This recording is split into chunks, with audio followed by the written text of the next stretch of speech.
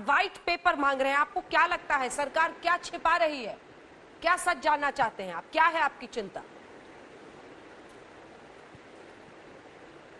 नहीं, मेरी चिंता नहीं, ना मैं सच जानना नहीं चाहता, बल्कि देश जानना चाहता है।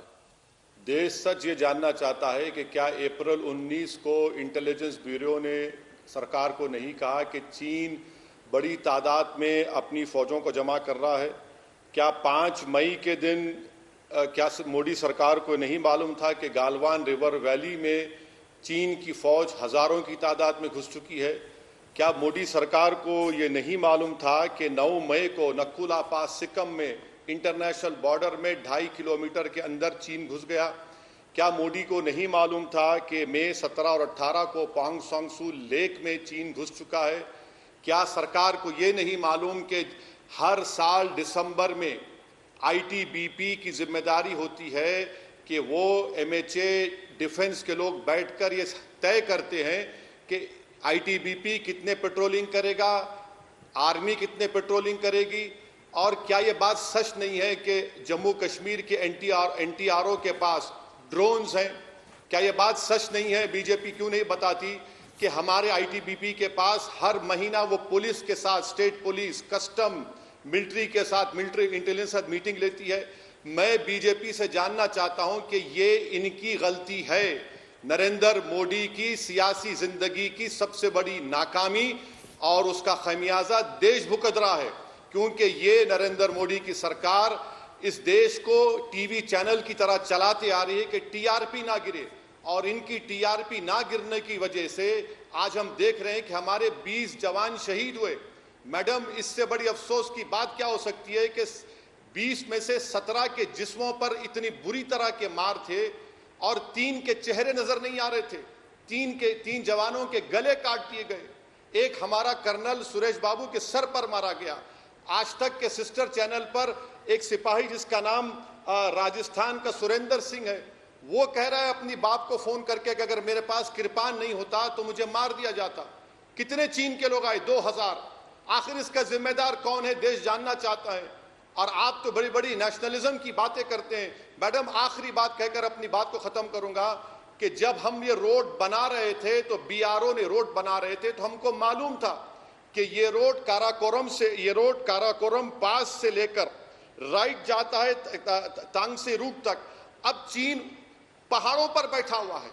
वो जब चाहे जब हमको सियाचिन ग्लेशियर पे जाने से रोकेगा, काराकोरम पास के कम्युनिकेशन को खत्म करेगा, और जवाब ही नहीं है।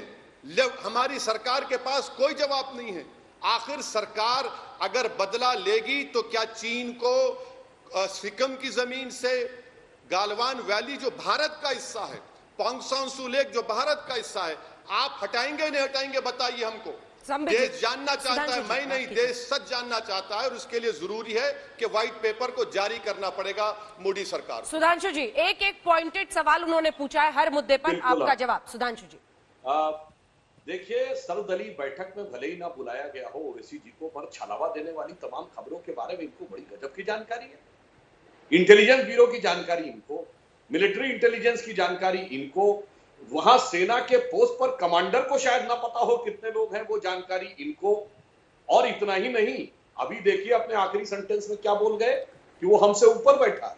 ये बताइए, दुनिया का सबसे ऊंचा फाइटिंग आर्मी पोस्ट कहां पे है? सियाचिन में। वर्ल्ड का टॉलेस्ट, जहां हम बैठे हैं।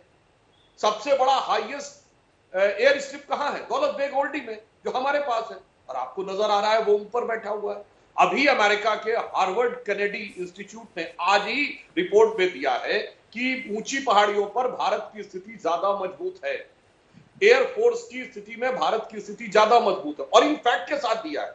आपको सारी आईबी से लेके और आर्मी से लेके आर्मी इंटेलिजेंस तक सब जानकारी है, मगर जो दुनिया को जानकारी है कि सियाचिन सबसे ऊपर है जहां आर्मी है, दौलत बेग ओल्डी सबसे ऊपर है जहां एयरफोर्स है, वो आपको जानकारी नहीं। अब मैं आपसे यह भी कहना चाहूंगा, जो आपने बात कही व्हाइट पेपर की, बड़ी ही आपने सलीके से 2014 की बात कही। अरे हम तो पूरी तरीके से ट्रांसपेरेंट हैं।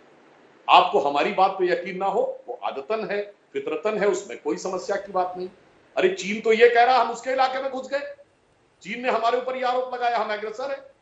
चलिए हमारी बात पे भरोसा नहीं तो चीन की बात पे भरोसा कर लीजिए, आज जो नाटो का बयान है उस पर भरोसा कर लीजिए, मगर भरोसा किसी पे नहीं है, क्योंकि हकीकत यह है कि जनता के भरोसे को तोड़ना ही एकमात्र फितरत है विपक्षी दलों की, और ओवैसी जी के दल की भी इसी प्रकार की प्रवृत्ति रहती है। अब आपने जो एक बात ये कही व्हाइट पेपर, पहली बात तो आप स्वयं एक लॉयर भी हैं और सांसद भी हैं, आपकी बात एक बार मान भी लें, ये आईबी की रिपोर्ट और मिलिट्री इंटेलिजेंस की रिपोर्ट व्हाइट पेपर का हिस्सा होती है क्या? और आपने व्हाइट पेपर 2014 से कहा, क्यों नहीं पिछले के बोला कि 96 का एग्रीमेंट भी आए, 97 का एग्रीमेंट भी आए, 2005 का भी आए, 2008 का भी आए, जिसकी वजह से हमारे हाथ बंधे थे। हाँ, मैं ईमानदारी से कहता हूं हमारे 20 जवान वीर गति को प्राप्त हुए, परंतु हमने 43 जवानों को निपटाया। यह सत्य है कि आर्मी में एक निर्णय होता है कि गोली नहीं चलानी है तो नहीं चलाया, पर गोली उधर से भी नहीं चली, इधर से भी नहीं चली।